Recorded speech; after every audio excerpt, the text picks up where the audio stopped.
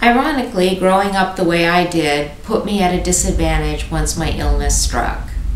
All of my family's travels and numerous adventures made it harder for me to appreciate a simpler life and how wonderful that life can be.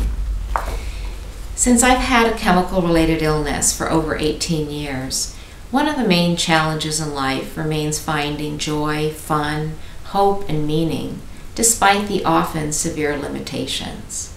In my book, Poisoned by Pollution, An Unexpected Spiritual Journey, I've written about various ways I've found to transcend my boundaries, to rise above what could have easily been a very depressing life.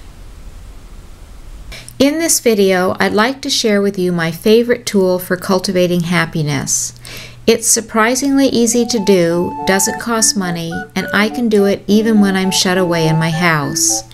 It's something that I wish that I'd been doing even when I was healthy, because it could have brought me even more joy in life. So what is my favorite happiness tool? Well, I've cultivated a habit of filling my days with simple pleasures, whether I'm in my home city, Seattle, or living part-time in Paris. This may sound trite, but over the years I've been astonished by what a powerful difference it makes to my happiness. Since I'm a visual and aesthetically oriented person, when I'm housebound in Seattle, a simple pleasure might be setting the table with my china and eating by candlelight, or sitting at the window while eating lunch so that I can look out at my garden.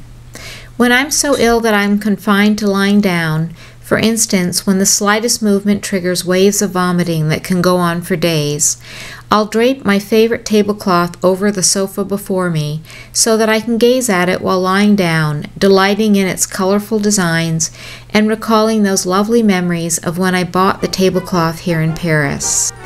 If I'm well enough to have visitors, I may invite a few neighborhood kids over for an hour or two. We might ice a cake that I pull out of the freezer, or we'll play cards and I'll turn snack time into fun by making them cinnamon toast with my kitchen torch. I'm passionate about food and cooking despite major digestive problems, and my pleasure only rises when I share what I bake with others. So I'll make cookies and give them away to people throughout my life, my pharmacist, the man who pumps gas at my gas station, and the neighborhood children. Just seeing the delighted expressions on other people's faces brings me enormous pleasure, and I hope that in my own small way I'm spreading joy around, if only for a moment. While baking, I also try to focus on how I appreciate those lovely moments that my body brings me through my senses, through my ability to taste, smell, and touch, because all too often my body causes me a river of pain and grief. Whether I'm in Seattle or Paris, a simple pleasure might be taking a walk in a scenic part of the city. It makes the occasion extra joyful if I walk with a friend or take along my camera and snap pictures of whatever strikes my fancy. I've found that my camera has a way of helping me notice the beauty and wonder in life, which is always around me but too often overlooked.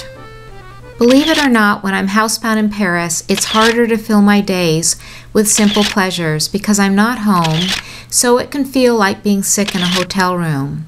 So I'll find pleasure by looking out the window and watching the life taking place on the street below. Or I'll tie a favorite scarf around my neck and savor the feeling of its silky softness.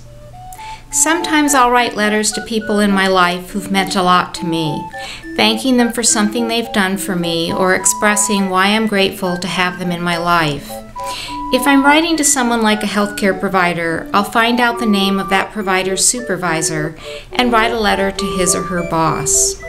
Writing those letters is something like giving away my cookies, in that it brings me pleasure to think that I might be bringing a moment of joy to someone else's day.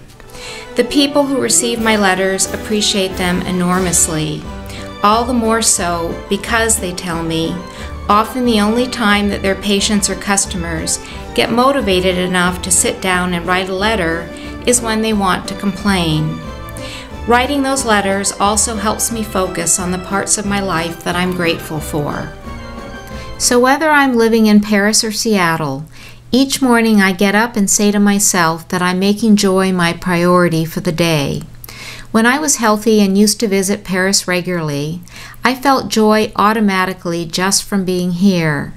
Now that I'm sick, however, I must consciously choose to make joy my focus, and then think of simple pleasures which might help make it happen. To help fill my day with simple pleasures, each morning as I review my plans for the day, I try to identify the ones that can be potential pleasures and then change the way that I approach them in order to savor the joy of them more fully. Where it's appropriate, I'll change my "I have to do such and such" thoughts into "I get to do such and such." For instance, instead of thinking that I have to be at a bistro by 1 o'clock to meet a friend for lunch, I'll deliberately change my focus by saying to myself, "I get to have lunch with Barbara today. How I appreciate having such a wonderful friend, and that I'm well enough to leave my apartment today to see her." Since my illness struck, I found it far more effective to cultivate happiness by appreciating what I already have than it is to focus on getting everything I want in life. But most importantly, filling my day with simple pleasures and making joy my priority also means that each day I try to keep my to-do list short while making sure that I do what is necessary to take care of my health and life. Bonjour madame, j'aimerais prendre un rendez-vous avec le médecin, s'il vous plaît. Because I found that nothing drains the happiness out of my days faster than being too busy and overcommitted. In the end, I found that when I can create enough space in my days, I cultivate happiness by allowing life to touch me.